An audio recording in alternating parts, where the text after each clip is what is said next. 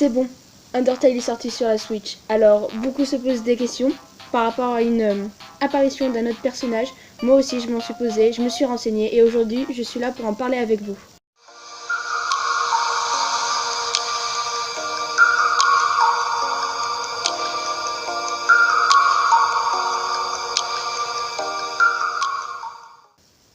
Bon, on voit bien que ça va sortir sur la Switch. Je ne comprends pas tout à fait l'opening. Ça fait tellement manga, c'est pas du tout le design d'Undertale.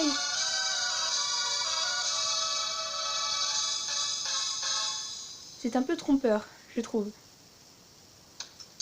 Et puis là, paf, on est plongé dans l'intro. La vraie intro Undertale qu'on avait vue, avec les monstres qu'on connaît, les scénarios qu'on connaît, les combats qu'on retrouve. Mais soyons d'accord, le truc d'avant et maintenant, c'est un peu trompeur.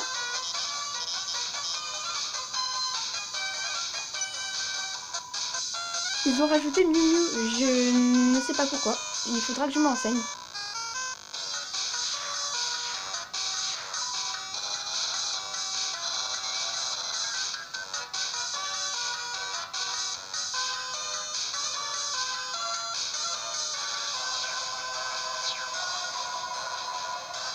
Je comprends pas.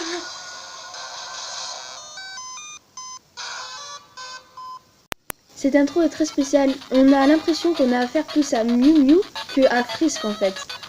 Tout à l'heure, quand j'avais vu ça, j'étais tellement perdue que je me suis renseignée sur l'Amino Undertale FR pour poser des questions aux membres qui s'y connaissaient bien plus que moi. À la base, j'avais même cru que c'était un fake. Fake ou pas, excusez-moi, j'ai trouvé ça sur YouTube. Ça a l'air d'être un trailer de Undertale sur la Switch. Je me suis renseignée, mais il n'y a aucun blog expliquant pourquoi Miu Miu a été rajouté. Est-ce que Toby Fox est consentant? Si quelqu'un a la réponse, expliquez-moi s'il vous plaît.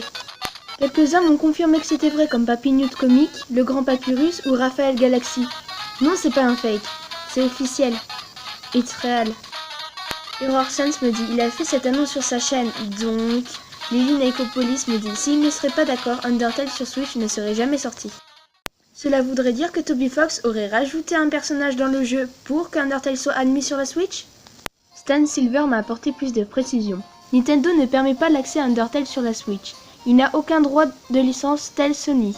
Mais Toby aime bien rajouter 2-3 à chaque passage d'une plateforme ou une autre, en sachant qu'il a sûrement créé le thème avec son équipe, le combat.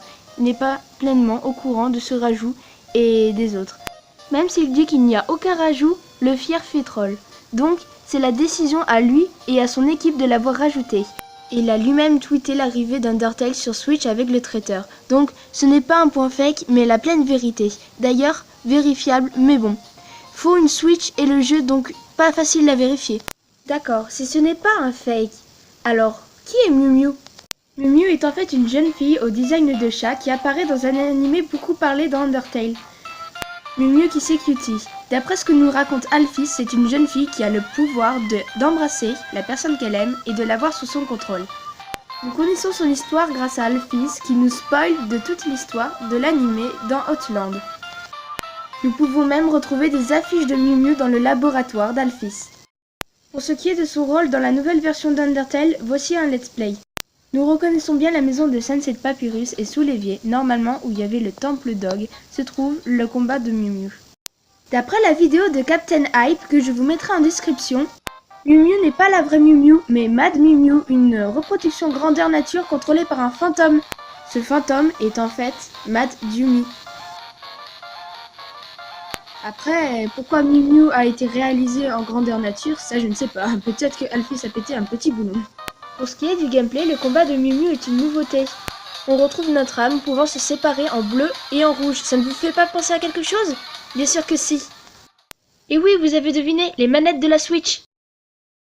Ok, assez parlé de Miu Miu. Maintenant, passons au point théorie. Dans l'Amino Undertale FR, le cerf Pierre m'a fait part de quelques théories. Je me dis que peut-être le transfert d'Undertale sur la Switch a comme changé les choses. Clamgirl la première. En tout, si la Switch était devenue un nouveau plan de Gaster, un moyen de s'échapper, ou du moins d'essayer, le message de Clamgirl reste formel. On va bientôt rencontrer Suzy. Donc, soit un nouveau jeu, soit ce qui est trop rapide. En fait, je me mets au point de vue de Gaster. Il peut s'immiscer dans les codes et rajouter des détails sous forme de mise à jour, donc créer un jeu lui demanderait du temps et des ressources, à moins qu'un anonyme dog lui prête main forte. Mais rajouter Suzy, qui faisant partie de sa mémoire, est contrôlable à souhait. Je pense que si elle te tue une seule fois, là, la recréation d'un jeu deviendra possible pour lui. Enfin, c'est très certainement faux, mais j'essaye, voilà. Comme vous avez deviné, de nouvelles paroles ont été débloquées à propos de Suzy. Et c'est bien Clam Girl, le petit monstre d'un waterfall, qui nous en parle plus précisément.